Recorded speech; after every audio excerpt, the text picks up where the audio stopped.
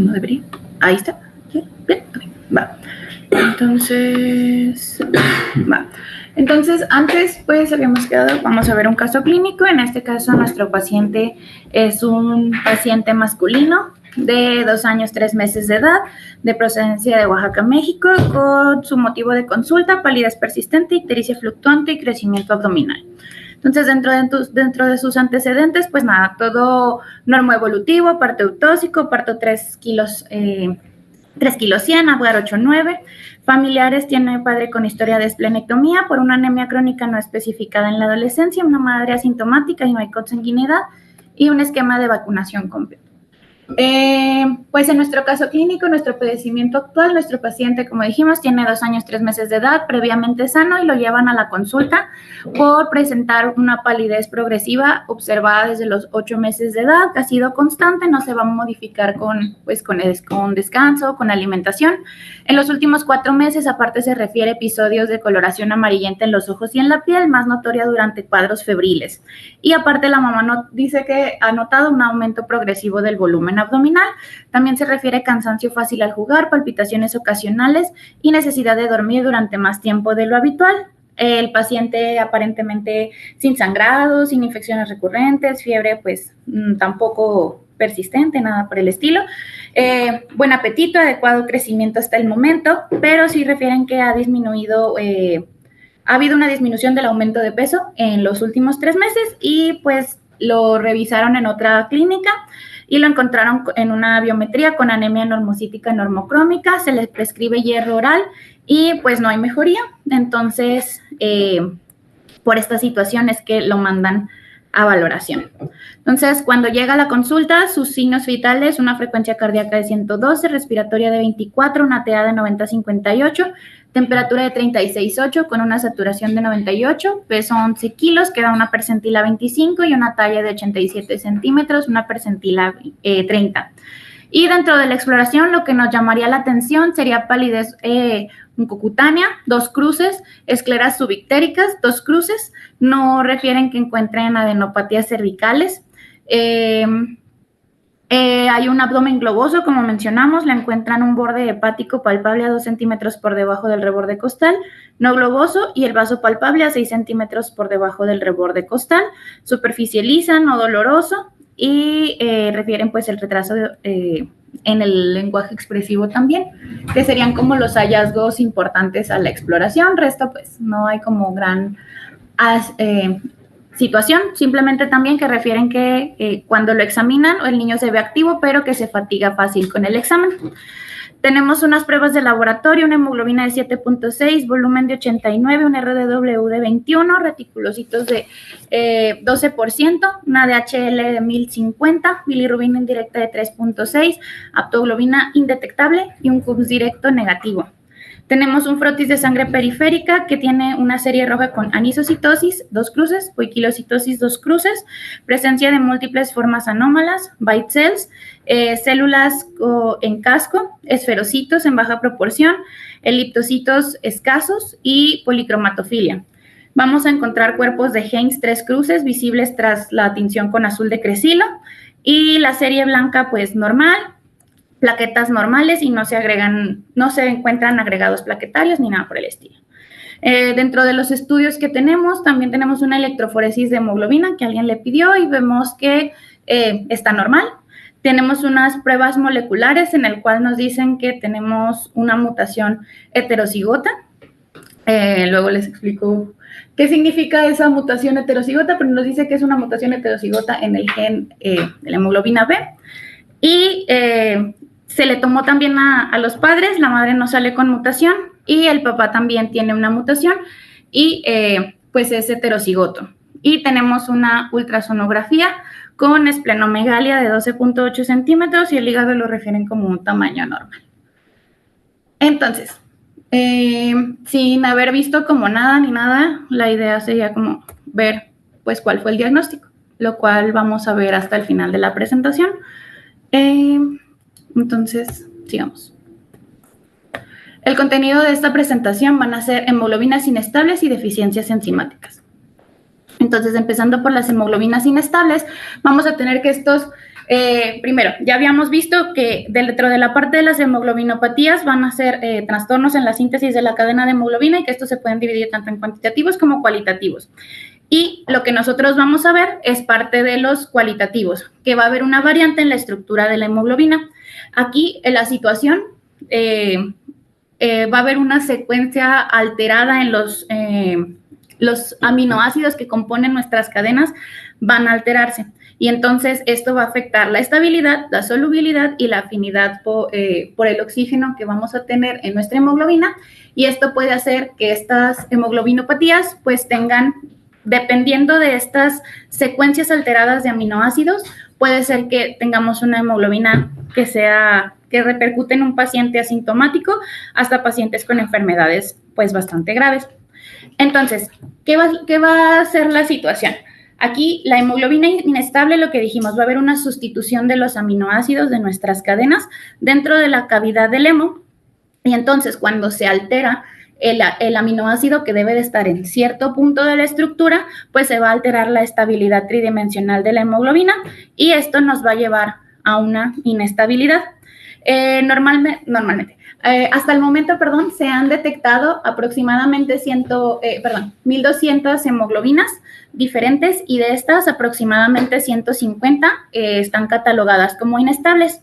Normalmente esta parte es una herencia autosómica dominante. Van a afectar un solo linaje, lo que significa que no deberíamos tener afectación en otra línea en otra línea celular. Y en estos vamos a tener un problema que muchas veces hay una movilidad electroforética normal, que significa que la hemoglobina sí es inestable, pero no hay una repercusión en la electroforesis de hemoglobina y entonces no nos va a alterar este estudio.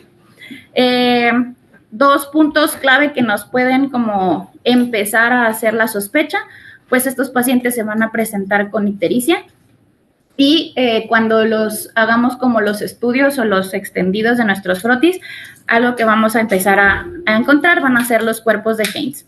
¿Por qué vamos a encontrar ictericia? Porque esta inestabilidad de la hemoglobina en lo que va a repercutir es en una anemia hemolítica crónica.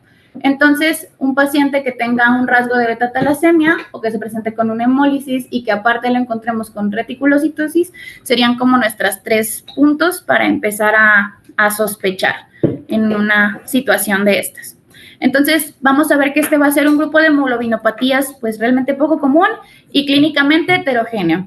La gravedad, como les comenté, van desde pacientes asintomáticos hasta pacientes con anemias hemolíticas bastante graves y las afectaciones en alfa, beta y gamma son las que van a causar manifestaciones clínicas. Predominantemente o normalmente la clínica que vamos a encontrar normalmente es una clínica leve y por esto normalmente solo necesitamos como cuidados de soporte y una conducta expectante. La variante más común es la hemoglobina de Coulomb. Estas hemoglobinas están nombradas por el lugar donde se describieron por primera vez, entonces esta es una hemoglobina que se describió en Colonia, Alemania, entonces por eso se llama hemoglobina Coulomb. Y en esta, ¿cuál es la situación? Que como les dije, las sustituciones son como de aminoácidos en puntos específicos de la cadena. Entonces, aquí en nuestra cadena, en nuestro sitio 98, va a haber un cambio de valina por metionina. Y entonces, esto va a darle la inestabilidad a la hemoglobina. Entonces, si recuerdan en el estudio que les presenté un poquito antes, que dijimos que había como alteraciones, pues era algo que nos habían presentado, que decía que había como cambios. ¿Sale? Y a pesar de que tenemos pacientes que sí refieren como herencia, que dijimos que son de herencia autosómica dominante, hasta 1/3 de los pacientes van a ser mutaciones de novo. Y bueno, vamos a tener que las hemoglobinas inestables, como les dije, no son solamente estas, tenemos bastantes, tenemos aproximadamente 150, pero estos serían como ejemplos de hemoglobinas inestables. Aquí tenemos, por ejemplo, la taurino, que aquí hay un cambio de fenilalanina por valina, la CETIF, que el cambio es de ácido aspartico por tirosina, y bueno, básicamente eso es como la situación. Y si se fijan a un lado, nos dice que, por ejemplo, en la taurino va a haber, el problema es que va a haber un error o una falla en el contacto con el hemo, y ahorita vamos a ir viendo que hay varias situaciones que pueden como condicionarnos estos cambios, y entonces esto es lo que nos va a dar como la diferencia entre cada una. Entonces, lo que decíamos, dentro de nuestra fisiopatología, ¿qué es lo que está pasando? ¿Cuál va a ser la alteración que nos va a llevar a todo esto? Va a haber una anomalía en el bolsillo del hemo. El hemo no se va a unir de la forma que debe unirse a la globina. Entonces, el bolsillo del hemo debería ser un componente, o normalmente es un componente hidrofóbico, pero al no haber una unión adecuada con la globina, pues va a permitir la entrada del agua. Y entonces vamos a tener dímeros y tetrámeros sin hemo. E inestable. Podemos también tener interferencias con la estructura alfa-hélice. Si recuerdan, dentro de la estructura de la hemoglobina tenemos en su estructura secundaria la estructura alfa-hélice, y aquí vamos a tener un producto del reemplazo de un aminoácido por prolina, o la interferencia en las uniones interhélice, y esto va a alterar la estructura secundaria de la hemoglobina. También puede pasar que haya un reemplazo de un aminoácido no polar a un aminoácido polar, y esto va a afectar la estructura terciaria de la hemoglobina. También puede haber interferencias en la unión de las subunidades alfa-beta, principalmente alfa-1-beta-1, y esto va a llevar a una disociación en monómeros con formación de metahemoglobina, y vamos a tener también como posibilidad una elongación de la cadena de globina. Entonces, en las bases moleculares, ¿cuáles van a ser los mecanismos responsables de que nuestra hemoglobina sea inestable? Vamos a tener mutaciones puntuales. Vamos a tener mutaciones puntuales que aparte van a llevar a modificaciones post-transducción de la hemoglobina ya codificada. Vamos a tener deleciones de un número variable de codones, lo cual nos va a dar pérdida de los aminoácidos. Vamos a tener duplicación de codones en tándem, lo cual pues va a dar duplicación de aminoácidos. Y vamos a tener mutaciones que alteren el marco de lectura o los codones de terminación. Con síntesis, esto va a terminar dando una cadena elongada. Estas serían como los puntos de lo que puede pasar, pero la sustitución de los aminoácidos es el mecanismo más frecuente. Entonces, por eso, ahorita que les presentaba de las hemoglobinas como diferentes, por ejemplo, la hemoglobina que es la más común, pues esa también era por un intercambio en los aminoácidos. Entonces, dentro de su fisiopatología, dijimos que esto vamos a tener una hemoglobina inestable. Y esta hemoglobina inestable, los subfragmentos de la hemoglobina inestable, a los cuales vamos a llamar hemipirroles, son los que van a precipitar y van a formar estos cuerpos de inclusión llamados cuerpos de Heinz. Estos cuerpos de Heinz, estas inclusiones, son altamente reactivas y estos van a alterar la homeostasis redox de la célula. Entonces van a condicionar una oxidación de la membrana y de su citoesqueleto, y van a causar una superposición a la capacidad antioxidante de los eritrocitos. Entonces, si tenemos un eritrocito que puede sobrevivir a ciertos entornos como, pues sí, de estrés u oxidativos, en esta situación, pues nos va a alterar como esta parte. Entonces, esto nos va a llevar a anomalías metabólicas y de la superficie celular, y esto es lo que nos va a llevar a la destrucción celular, que es lo que nos va a llevar a la anemia hemolítica y pues a la clínica que vamos a ver. Entonces, dijimos que tenemos una hemoglobina inestable que va a decantar y va a formar un cuerpo de Heinz. Y entonces tenemos ahí el cuerpo de Heinz, que ya lo encontramos en nuestro eritrocito, uno o varios cuerpos de Heinz. Y entonces vamos a tener que en el cuerpo se va a desarrollar algo que se llama el pitting. Vamos a tener nuestro eritrocito normal con su inclusión, van a llegar los macrófagos, y entonces el macrófago lo que hace es intentar sacar esta parte como inestable de hemoglobina. Y al quitar la parte del cuerpo de Heinz, al quitar esta parte, arranca, por decir, una parte de la célula, y entonces el eritrocito deja de estar discoide. Y entonces se empiezan a volver esferocitos, y como ya sabemos, los esferocitos no van a tener esta parte de una adecuada estructura para sobrevivir al paso por los capilares, y entonces pues van a ser removidos de la circulación por esta situación. Y aparte, la membrana eritrocitaria también puede dañarse por la peroxidación y el entrecruzamiento de las proteínas por presencia de hierro libre y de levadura. Y entonces, para nuestras manifestaciones clínicas vamos a tener que va a haber una amplia variedad de fenotipos, y esto pues nos va a dar una amplia variedad de grados de inestabilidad. Si tenemos cadenas alfa o beta muy inestables, pues vamos a tener pacientes con una destrucción muy rápida. Aquí no vamos a poder ni siquiera detectar la cadena ni la hemoglobina variante, y aquí los pacientes tienen fenotipos talasémicos. Cuando tenemos una globina variante que une al hemo y otras une al hemo y no une a las globinas, entonces aquí los cuerpos de Heinz no solo los vamos a encontrar en el eritrocito, sino los vamos a encontrar desde los precursores eritroides.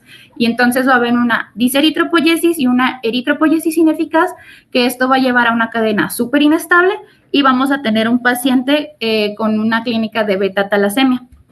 Si nuestra estructura es menos inestable, entonces la hemoglobina variante va a lograr ser sintetizada y entonces ya no tenemos esta clínica como de talasemia, pero vamos a tener un paciente con una anemia hemolítica. Tenemos variantes súper inestables de la cadena alfa, pero la cadena alfa, por la situación de su estructura, pues no va a tener tanta repercusión como lo tienen las cadenas beta. Y entonces, en estas normalmente van a ser silentes. Sin embargo, si interactúan con una alfa-talasemia, entonces nos van a dar pues ya otros varios cuadros clínicos. Y si tenemos como ambas características, pues podemos tener un paciente que tenga tanto cuadros talasémicos como de anemia hemolítica. ¿Ok? Y entonces las manifestaciones, lo que venimos diciendo desde el inicio, van a ser muy variables y van a depender de varios factores. Estos factores pues van a ser en qué grado se va a reducir la solubilidad de la hemoglobina que habíamos comentado desde el inicio, cuál es la naturaleza de la cadena afectada, lo que les comentaba ahorita, el que se afecte la cadena alfa es diferente a que se afecte la cadena beta. Si tenemos una mutación en los locus de alfa, entonces vamos a tener aproximadamente una afectación de 25 a 35% de la hemoglobina. Sin embargo, si las mutaciones son en el locus beta, aquí vamos a tener una afectación del 50% de la hemoglobina. Entonces, normalmente, los pacientes que veamos que tienen una afectación en beta, normalmente vamos a encontrar que van a ser pacientes heterocigotos, porque los pacientes homocigotos son pacientes con una gravedad pues muy importante, la clínica es muy importante, entonces no es algo que vayamos a encontrar como en un paciente adulto que nunca hayan presentado manifestaciones y cosas por el estilo. Y también depende mucho el entorno de las hemoglobinas anormales. ¿Por qué? Porque hay entornos, como ya sabemos, que nos van a producir estrés oxidativo, como son fármacos, como son infecciones, y entonces el hecho de que una hemoglobina sea más estable que otra, al estar frente a un estrés oxidativo, no importa que sea más estable, si está el cuerpo sometido a este estrés, entonces es insuficiente. Y recordemos que aquí va a haber como una superposición a lo que los eritrocitos poco o mucho puedan superponerse a este estrés oxidativo. Cuando entramos en estos entornos van a superar estas partes y entonces pues van a desencadenar también clínicas más importantes. Por ejemplo, tenemos también la hemoglobina de Zurich y la hemoglobina de Hammersmith. En la hemoglobina de Zurich vamos a encontrar una alta afinidad a monóxido de carbono. Entonces, al unirse a monóxido, la hemoglobina va a precipitar menos. Entonces, esta es más como en pacientes adolescentes adultos, en pacientes fumadores, como tenemos toda esta situación crónica de fumador y monóxido, pues van a tener mejor clínica porque va a precipitar menos porque no va a estar unida a CO2, sino a monóxido de carbono. Y, por ejemplo, los pacientes con hemoglobina Hammersmith van a tener una afinidad reducida al oxígeno y esto va a mejorar el aporte del oxígeno capilar. No logra soltar de forma adecuada esta hemoglobina el oxígeno como desde donde debe empezarlo a soltar, sino que lo empieza a soltar, pero hasta los capilares. Y entonces estos pacientes pueden llegar a presentar una evolución que no esté tan evidente o tan grave, aun cuando su hematocrito es bajo, porque no lo necesitan, porque tienen una alta afinidad a este oxígeno, ¿sí? Más bien a soltar este oxígeno ya en la parte como final. Y entonces, ¿cuáles van a ser nuestras manifestaciones? Pues todas las manifestaciones que podemos encontrar en un paciente con una anemia hemolítica. Podemos encontrar hepatoesplenomegalia, ictericia, vamos a encontrar un paciente con anemia, podemos encontrar litiasis biliar, coluria, insuficiencia cardíaca congestiva, megaloblastosis, úlceras en miembros inferiores, inanición, crisis hemolítica, ¿sale? Entonces, pues nuestra clínica específica nuestra clínica no es específica, nos va a hablar de una anemia hemolítica y aquí hay que buscar cuál es la causa de esa anemia hemolítica. Entonces, para hacer nuestro diagnóstico, pues la primera parte es hacer una historia clínica y en esta que pues la historia clínica sea compatible. Vamos a tener una BH con una hemoglobina normal o baja, dependiendo de la alteración que tenga, dependiendo de la repercusión, dependiendo de si el paciente tiene una clínica adyacente que esté haciendo que hemolice, cosas por el estilo. En estos pacientes, lo que decíamos desde el inicio, algo que nos va a hacer sospechar de estas hemoglobinas inestables es que vamos a tener una reticulocitosis marcada. En el frotis normalmente vamos a encontrar anisocitosis llamativa, hipoiquilocitosis con policromasia y vamos a encontrar los cuerpos de Heinz. Esta es una parte importante. Los cuerpos de Heinz, pues ya sabemos que necesitamos la tinción supravital o el azul de Crecilo para poder, para poder observarlos, pero ahí van a estar. En estos pacientes vamos a encontrar un test de CUM negativo y pues vamos a encontrar marcadores de hemólisis, hiperbilirrubinemia, LDH elevada, leptoglobina baja y pues todo lo que podemos encontrar cuando hay hemólisis. ¿Qué estudios nos podrían ayudar? Podemos hacer una electroforesis de hemoglobina, pero lo que dijimos, no siempre va a estar alterada porque podría ser normal porque no todas las variantes van a poder detectarse por parte de este estudio.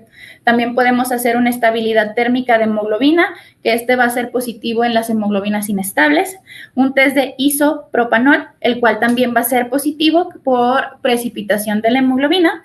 Podemos hacer electroforesis isoeléctrica, que puede detectar variantes específicas, y pues también tenemos estudios genéticos que van a confirmarnos la mutación y nos van a dar la secuenciación del gen si la afectación es B o A, o beta o alfa, ¿vale? Y entonces aquí nuestro tratamiento, pues realmente nosotros, como dijimos, esta es una afectación como genética que nos va a estar afectando nuestros eritrocitos, entonces no hay mucho que podamos darle como de tratamiento, sino es más bien un mantenimiento de soporte. Aquí lo que tenemos que hacer es dar al paciente una suplementación crónica con ácido fólico, tratar de evitar estos entornos de estrés oxidativos. Si el paciente está entrando en una crisis hemolítica por estar en un estrés oxidativo, entonces pues hay que darle las transfusiones que sean necesarias y vamos a estar monitorizando la enfermedad de vías biliares y la sobrecarga de hierro. ¿Sale? En los casos graves, pues lo que dijimos, si van a presentar hepatoesplenomegalia, pues como cualquier paciente con anemia hemolítica que lleve una esplenomegalia que sea intensa, que sea difícil de manejar, pues a partir de los 5 años, idealmente, vamos a empezar a considerar la esplenomegalia y pues hay que valorar como esta situación riesgo-beneficio de la situación de infección de cuando vamos a quitar el vaso y todo eso. Entonces, pues, si vamos a hacer esto, también tenemos que ver la parte de la vacunación.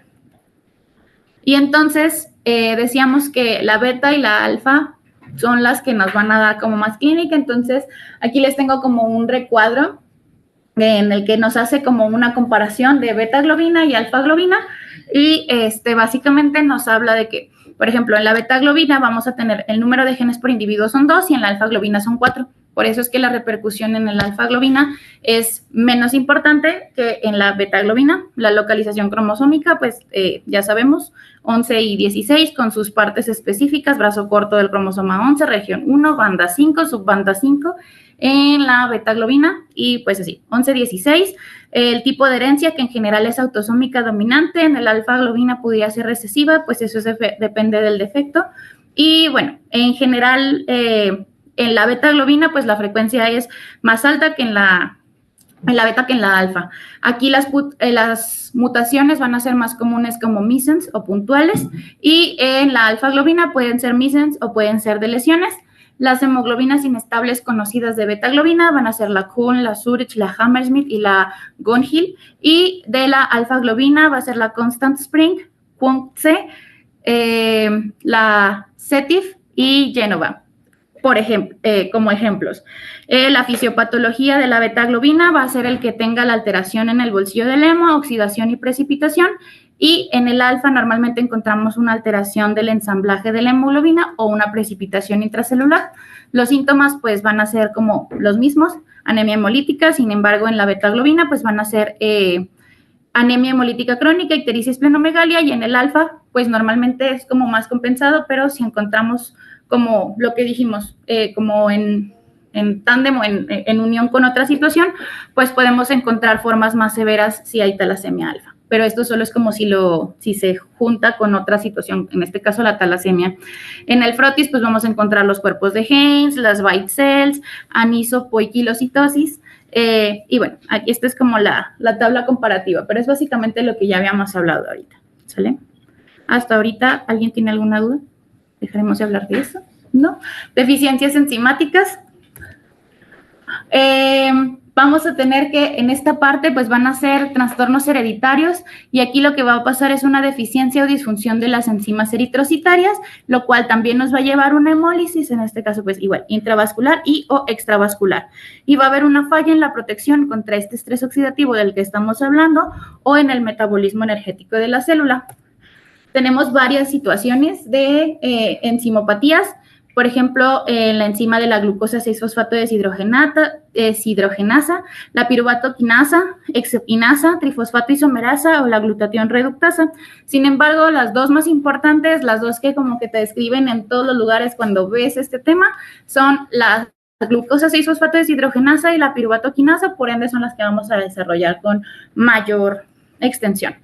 Entonces, la deficiencia de la glucosa 6-fosfato deshidrogenasa, pues este es un defecto enzimático y en la mayoría de la literatura que encuentren van a encontrarlo como que va a ser el defecto más común a nivel mundial.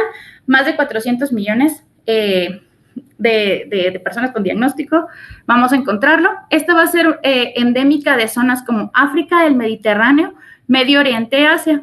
Esta se empezó a describir en la Segunda Guerra Mundial, personas, en este caso soldados, que iban a ir al frente al Pacífico, de forma profiláctica les quisieron dar primaquina y entonces empezaron a desencadenar hemólisis. Y fue como la primera vez que empezaron a notar que con este desencadenante se generaba esta hemólisis y que, por ejemplo, si habían soldados, o sea, era más común en pacientes, en personas que eran un soldado y que también fue el hermano y también le dieron la primaquina, el hermano también presentaba una situación más grave, más leve, pero presentaban normalmente como en familia este marcaje de hemólisis y es cuando se empieza a estudiar esta enfermedad. Hasta el momento tenemos más de 400 descripciones de mutaciones en el gen que va a codificar a la glucosa 6-fosfato deshidrogenasa. Y entonces, en la fisiopatología, pues esta enzima, vamos a encontrar que es una enzima citosólica y va a catalizar la primera parte de la reacción de la vía de las pentosas. La idea es que la glucosa 6-fosfato, junto con el NADP, pasen a ser 6-fosfogluconolactona con NADPH y, pues, hidrógeno, perdón. Esta parte, mira, nos vamos a pasar como acá. La parte de la glucólisis o de la ruta de Embden-Meyerhof es como la parte, como el eritrocito no tiene células, es la única vía por la que el eritrocito puede generar su energía. Pero aparte, no tiene núcleo. Bueno, en general, perdónenme, no tiene núcleo, discúlpenme. No tiene cómo generar su propia, más bien, no tiene cómo sacar energía más que por la vía de la glucólisis. Entonces, vamos a tener esta vía, que es la de Embden-Meyerhof, que en la primera parte, la glucosa va a pasar a ser la glucosa 6-fosfo. ¿Qué? Se me fue el nombre. Fosfogluconolactona, y para eso necesitamos esta parte, que es lo que decimos. Aquí nos vamos a salir a la vía de las pentosas. Tenemos ya la glucosa 6-fosfato, que para que pase a ser de la glucosa 6-fosfato a glucosa 6-fosfogluconolactona, necesitamos la glucosa 6-fosfato deshidrogenasa. Si la vía de Embden-Meyerhof lo que va a hacer es darnos la energía necesaria para el eritrocito, esta vía de las pentosas lo que va a hacer es darnos es la forma en que el eritrocito va a producir NADPH para tener como estas reservas ante el estrés oxidativo que pueda presentar la célula. Entonces, al momento en que pasamos de la glucosa 6-fosfato a la glucosa 6-fosfato-gluconolactona, también vamos a pasar de tener el NADP a tener un NADPH al reducirse como de uno a otro. Y el NADPH lo que va a hacer es que vamos a tener un glutatión oxidado que la NADPH lo que va a hacer es reducir ese glutatión y el glutatión ya reducido lo que va a hacer es darle un soporte a la célula o al eritrocito para que pueda defenderse contra situaciones de estrés como lo es, por ejemplo, el peróxido. ¿Okay? Entonces, si tenemos que aquí, al salirnos de nuestra vía de Meyerhof a la vía de las pentosas, tenemos nuestra glucosa 6-fosfato deshidrogenasa y la glucosa 6-fosfato deshidrogenasa no nos va a no se está fabricando de la forma adecuada, o sea, hay una deficiencia, pues no va a haber un adecuado paso de todo esto que les acabo de explicar y entonces, por ende, el paso final es que hay un glutatión reducido, reducido, o sea, hay menos glutatión reducido y entonces hay menos defensa contra el estrés oxidativo que pueda presentar la célula. ¿Ok?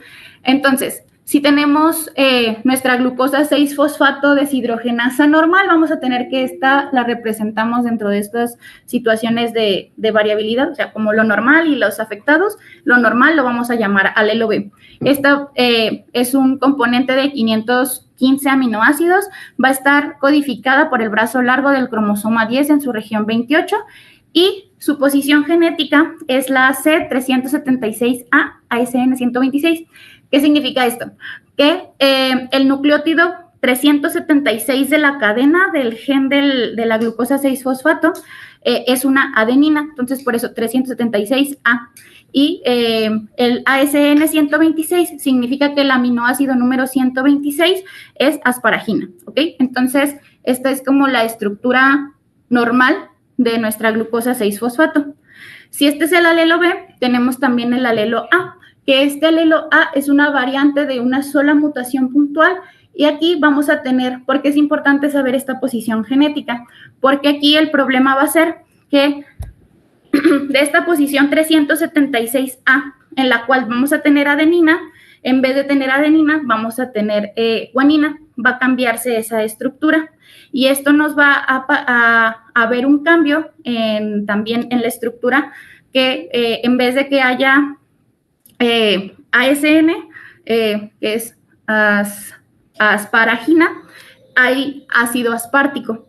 Entonces, si ya nos va a cambiar la adenina por la guanina y la asparagina por ácido aspartico, entonces la glucosa 6-fosfato se va a afectar, pero en el caso específico de esta mutación, lo único que va a hacer es que disminuya levemente su actividad enzimática. Entonces, los pacientes con esta variante que le llamamos alelo A suelen ser pacientes con una afectación muy leve porque la actividad enzimática se preserva entre un 80 hasta un 100%. Este lo vamos a conocer como un haplotipo glucosa 6-fosfato deshidrogenasa A y este normalmente es benigno, por lo que les comento que como la estructura en general se afecta, pero la función se disminuye muy poco. Sin embargo, vamos a tener también el alelo A- o A negativo, el cual va a tener ya dos alteraciones.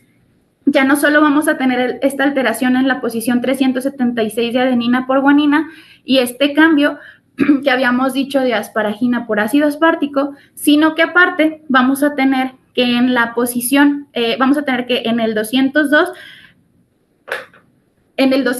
al revés, vamos a tener un cambio de la guanina por adenosina y en la posición 68 vamos a tener un cambio de valina por metionina y entonces aquí ya no es solo una mutación, sino ya son dos mutaciones y esto que nos va a condicionar que la variante alfa esté más afectada, por eso es variante A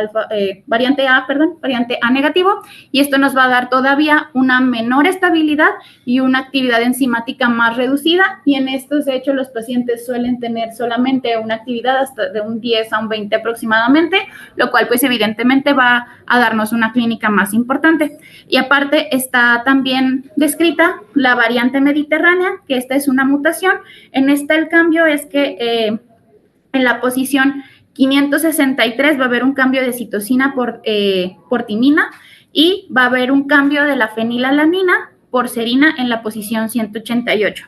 Y esto va a afectar todavía más como a la estructura de la glucosa 6-fosfato deshidrogenasa, y aquí solamente vamos a tener menos de un 5% de actividad enzimática. Entonces, vamos a tener que esta deficiencia va a ser una herencia ligada al X, y entonces en varones hemicigotos, pues vamos a tener el fenotipo completo.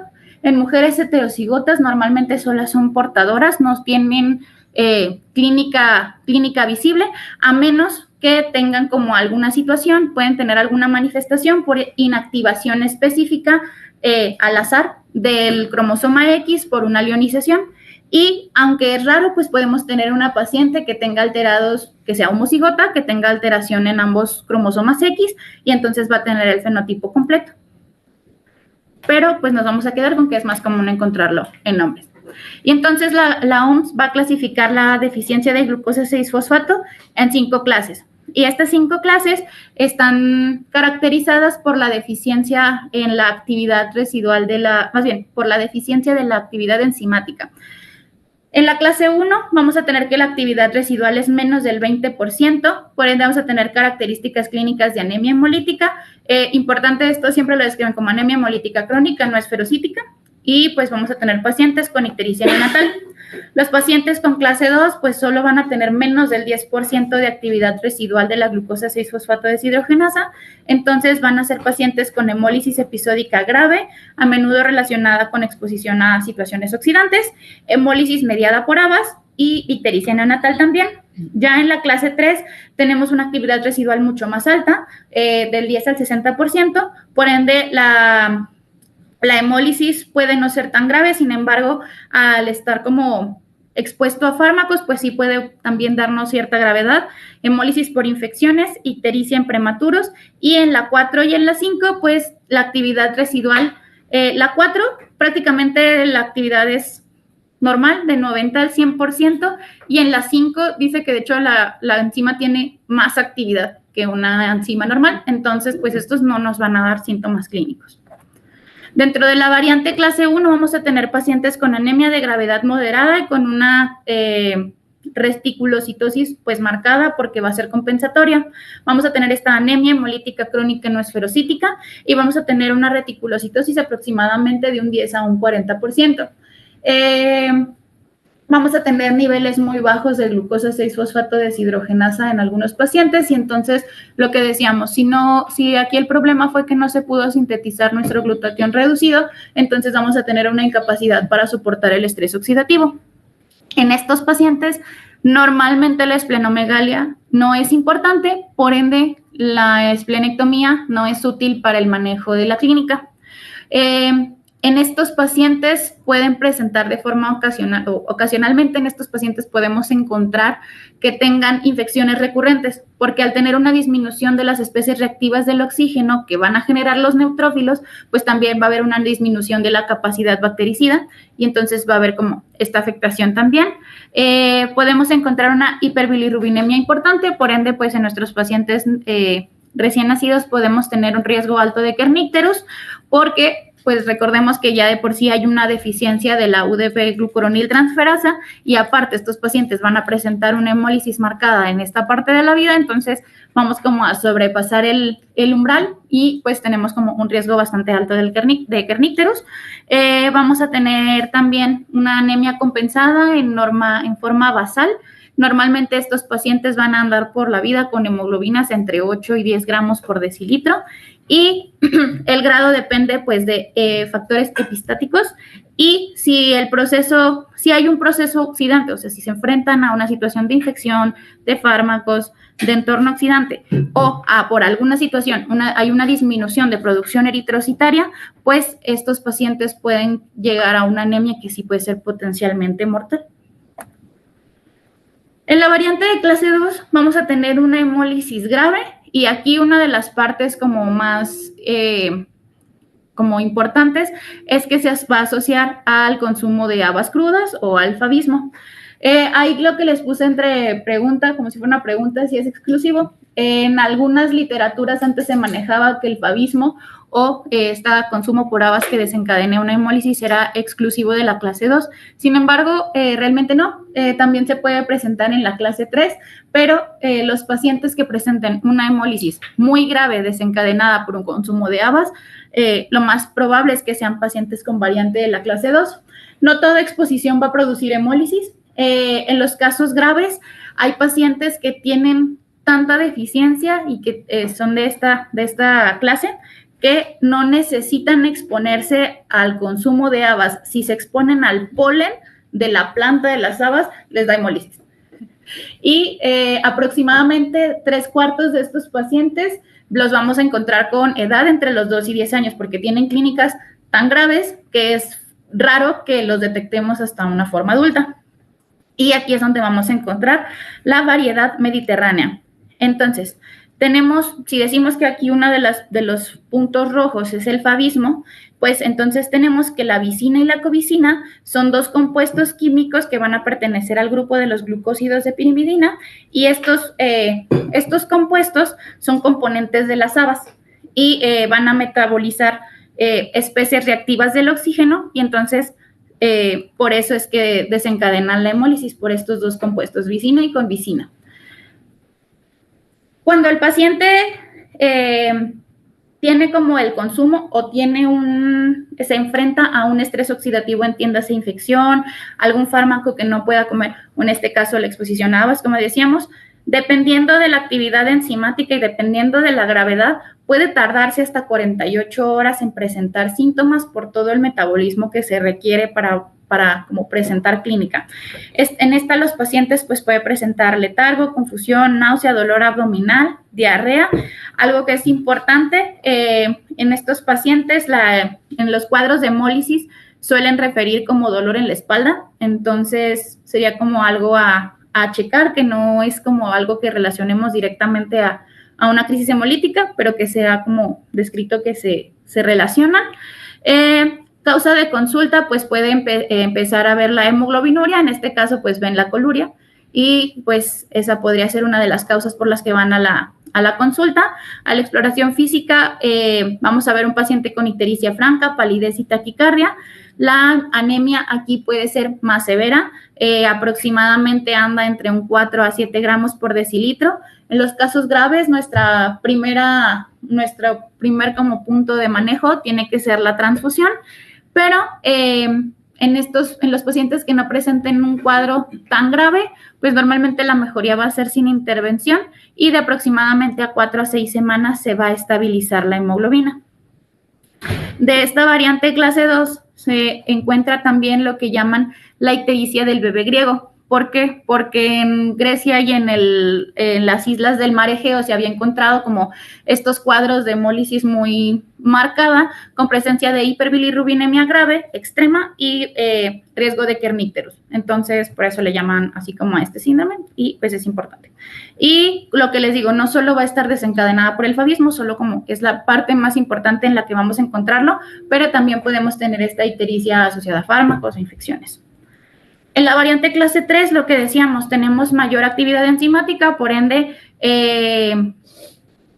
la situación va a ser levemente menos grave. Entonces, aquí va a haber una baja estabilidad enzimática eritrocitaria, como en el resto, pero aquí la situación es que vamos a encontrar los reticulocitos con una glucosa 6-fosfato deshidrogenasa abundante y activa, sino que hasta que empiezan como a madurar del eritrocito al eritrocito, reticulocito al eritrocito, se va perdiendo esa función de la glucosa 6-fosfato. Entonces, al inicio tienen glucosa 6-fosfato deshidrogenasa adecuada y se va perdiendo. Entonces, aquí no vamos a tener una situación tan grave, la disminución de la enzima es leve. Esta le llamamos variante A y va a ser más común en Estados Unidos, en pacientes afroamericanos. Igual los síntomas pueden tardarse hasta 48 horas en lo que tenemos conversión a metabolitos. Su sintomatología pues va a ser de hemólisis, todo lo que hemos estado hablando, palidez, hemoglobinuria, fiebre y toda esta misma clínica pues va a ser como la misma. La gravedad es variable tanto entre los pacientes como entre los eventos mismos. Un paciente que tenga un cuadro de hemólisis leve en algún momento puede llegar a una situación de hemólisis grave porque no hay como sí, pues, o sea, tenemos esta situación de que hay una situación respetada o mantenida al inicio de la vida eritrocitaria o en los precursores eritroides, pero se va a ir perdiendo. Entonces, eso también nos va a desencadenar como cuadros diferentes en cada paciente. Y en este caso, lo que decíamos, tenemos una actividad enzimática mejor o más importante, y entonces si tienen una mejor actividad enzimática, es raro que haya un cuadro de anemia que sea potencialmente mortal, a menos que esté como en situaciones muy específicas. Normalmente en estos pacientes el perfil hematológico va a ser normal, no vamos a encontrar anemia hasta que se enfrenten a situaciones estresantes, y aquí va a haber una resolución entre 3 días, de 10 días a 4 semanas. Y en esta, las infecciones son su principal desencadenante. Las infecciones bacterianas principalmente se ha descrito que el más relacionado es el Streptococcus pneumoniae y en las infecciones virales el principal agente sería, bueno, las hepatitis. Y las variantes clase 4 y 5, pues lo que decíamos, realmente no van a producir problemas clínicos. La clase 4 va a tener una actividad enzimática muy poco reducida, y la variante 5 pues va a ser más actividad enzimática. Y entonces, si estamos hablando de que hay situaciones oxidativas que nos van a dar esta hemólisis, pues hay que hablar cuáles son. Entonces, podemos tener antibióticos como las sulfonamidas, la dapsona, el cloranfenicol, la nitrofurantoína, que nos van a desencadenar estos cuadros de hemólisis. La cloroquina, la hidroxicloroquina, la primaquina, lo que les comentaba, es como de hecho por primera vez se empezó a sospechar como de esta entidad. Otras drogas, aspirina, sulfasalacina, hidralacina, vitamina K. Hay muchos medicamentos, hay una lista ya como muy estructurada de qué medicamentos no podemos dar. También está como muy descrito las bolitas de naftalina, que son las que ponen como en los abrigos para evitar las polillas, o pues se ponían antes, también tienden a ¿cómo se llama?, a desencadenar hemólisis. Lo que decíamos, pues el favismo y las infecciones. Entonces, en el laboratorio vamos a encontrar una hemoglobina disminuida de gravedad variable con RDW amplio, hemoglobinemia y hemoglobinuria, aptoglobina y hemopexina nulas, porque pues al haber una hemólisis, la aptoglobina, o sea, va a haber una hemólisis, y esta hemólisis va a haber una situación de hemoglobina libre. Cuando hay una hemoglobina libre, pues la aptoglobina es la que va a tratar como de compensar esta situación. Pero si la hemólisis sobrepasa la aptoglobina, entonces nos va a dar la clínica, es cuando nos vamos a llegar a la hemoglobinuria y clínica de destrucción, y la aptoglobina va a estar nula porque se consumió tratando de compensar esta hemólisis. Vamos a tener también meta-hema-albúmina prominente, hemosiderinuria presente, y pues hiperbilirrubinemia, LDH elevadas. En estos pacientes normalmente vamos a encontrar un BUN elevado y el frotis de sangre periférica lo vamos a encontrar con policromasia y presencia de las white cells, esferocitos y deformaciones inespecíficas como cuerpos de Heinz. Aquí también va a haber como esta presencia, y esta presencia lo que va a hacer es que haya lo que hablábamos del pitting, que los macrófagos pues llegan y muerden a la célula, por eso tienen esta estructura como la que se ve aquí. ¿Cuál es ahí la white cells? Aquí, que está como mordida, parece que le dio como una mordida. Y seguramente lo que se ve allá, aunque no es la tinción específica, aquí están los cuerpos de Heinz. Esta, por ejemplo, aquí está, probablemente esta. Sí, entonces aquí de hecho si se fijan está mordida en dos lados, aquí hay uno y aquí hay otro, ¿sale? El diagnóstico, pues fundamentalmente la historia clínica, pero tenemos varios métodos diagnósticos. Tenemos los métodos fenotípicos funcionales que nos van a medir la actividad enzimática, y estos pues van a ser el gold estándar. Tenemos la espectrofotometría cuantitativa que va a medir la conversión del NADP al NADPH por parte de la glucosa 6-fosfato deshidrogenasa, y su ventaja es que es cuantitativo, es exacto y va a permitir como su clasificación respecto a la clasificación de la OMS. La limitación es que no se puede realizar en fase aguda, y que lo que decíamos, los reticulocitos sí tienen como una cantidad alta o una cantidad adecuada de glucosa 6-fosfato, lo que puede llevar a falsos negativos. Y este es un método recomendado para hacer diagnósticos confirmatorios y dar clasificación de severidad. Tenemos la fluorometría, que está basada también en la conversión del NADP al NADPH. Este va a tener alta sensibilidad, es por fluorescencia, este va a tener alta sensibilidad y su ventaja es que es automatizable y pues se puede utilizar como de forma masiva para un tamizaje neonatal. Y tenemos la prueba semicuantitativa de Butler o el spot test, que es una reacción colorimétrica con un sustrato que se reduce solo si hay NADPH. Este se utiliza en muchos programas como de tamiz neonatal a nivel internacional y detecta deficiencias de moderadas a severas con una actividad de menos del 30% de la enzima, y pues la limitación es que no va a detectar personas portadoras heterocigotas leves. Tenemos también los métodos de cribado, que es el screening, que es el tamiz neonatal colorimétrico o fluorométrico, que pues es el que conocemos de toda la vida del señor, en gotas de sangre seca en un papel filtro, automatizable en plataformas de tamiz metabólico ampliado, y pues va a detectar los casos moderados y severos. Tenemos también la prueba de reducción de azul de metileno, aunque bueno, esta ya es obsoleta, nada más para que sepan que también estaba, pero pues en esta parte las que utilizamos pues es el tamiz neonatal. Y tenemos también los métodos genéticos, que hay una genotipificación que puede ser por parte de una PCR, la MLPA, que es la Multiplex Ligation Dependent Proof Amplification, X, no importa, el punto es que nos van a permitir ver como de lesiones, mutaciones puntuales, o sea, pues vaya, nos va a hablar como la parte genética y son la parte más específica, nos van a hablar aquí sí, nos van a diferenciar alelos, dependiendo de cuál sea la que utilicemos, pues van a servirnos para detectar diferentes cosas. El problema de esta parte es que pues son bastante caros y es difícil como el acceso a estos, pero que sepan que existen. Y pues aquí realmente no hay como tal un tratamiento, solamente darle un manejo al paciente.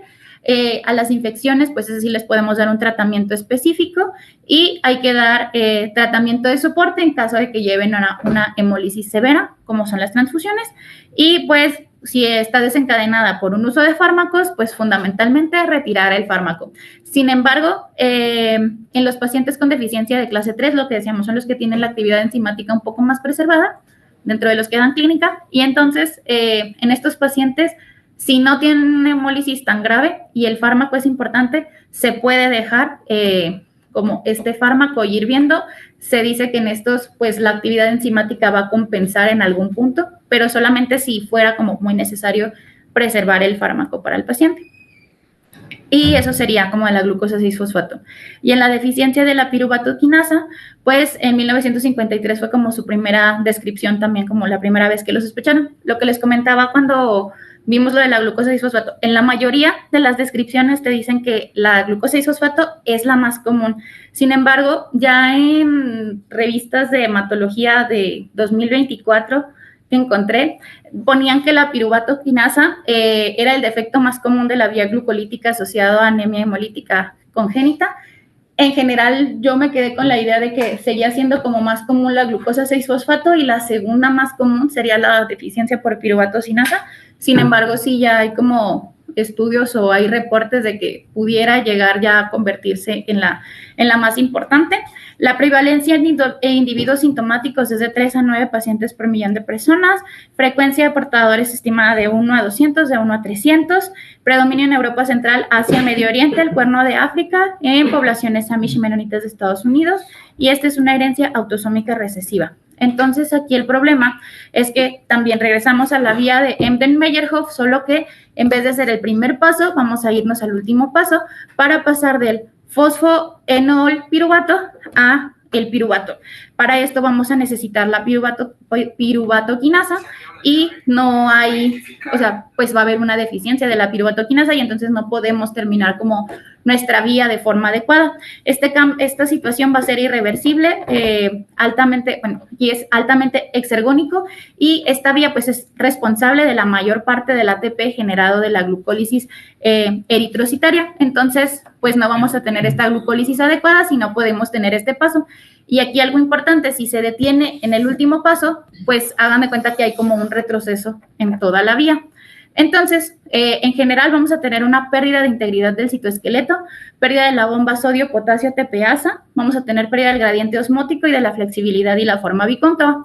Sin embargo, lo que dijimos, va a haber como se detiene antes de que termine la vía, entonces va a haber como una acumulación de todo lo previo, hay un retroceso porque no puede como terminar de avanzar, entonces vamos a tener un flujo hacia la vía de las pentosas, que es la que habíamos visto inicialmente, y entonces estos pacientes, por acumulación de todo esto, normalmente no van a tener sí van a tener clínica de hemólisis, pero no suelen ser pacientes que tengan como problemas en ¿cómo les diré? Que lo vean como agitado, cansado, que normalmente asociamos a la anemia. En estos pacientes, aunque estén anémicos, no suelen presentar esta clínica.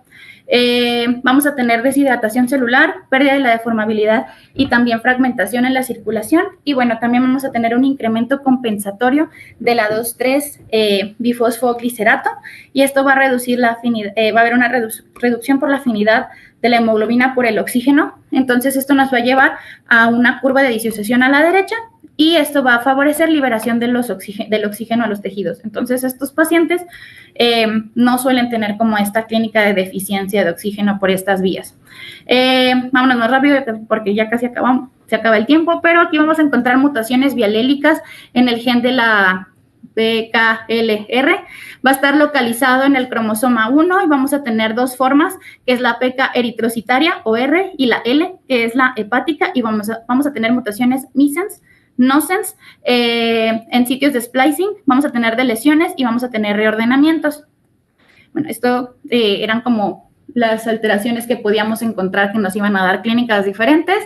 En las manifestaciones clínicas, pues igual vamos a tener un amplio espectro, podemos tener una anemia de grado variable, ictericia, esplenomegalia y colelitiasis en una parte como general.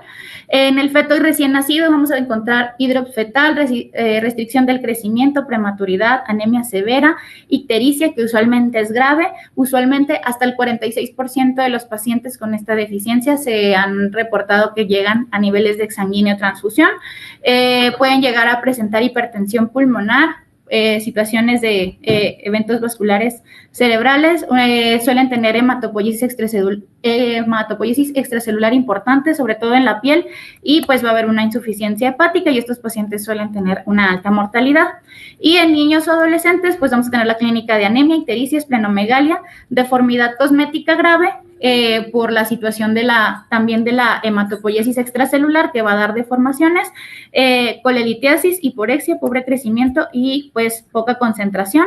En el laboratorio vamos a tener una anemia que puede ser desde muy grave, de 2 gramos por decilitro hasta 11, o sea, muy compensada. El frotis con macrocitosis y policromatofilia en los casos graves, eritrocitos con espículas o contracciones irregulares y de alguna forma algunas veces podemos ver acantocitos. Tras la esplenomegalia podemos encontrar cuerpos de Howell-Jolly, reticulocitosis y trombofilia y ocasionalmente dianocitos, esferocitos y células con cuerpos de Pappenheimer. Vamos a tener la hiperbilirrubinemia, hiperferritinemia y CUMS negativo.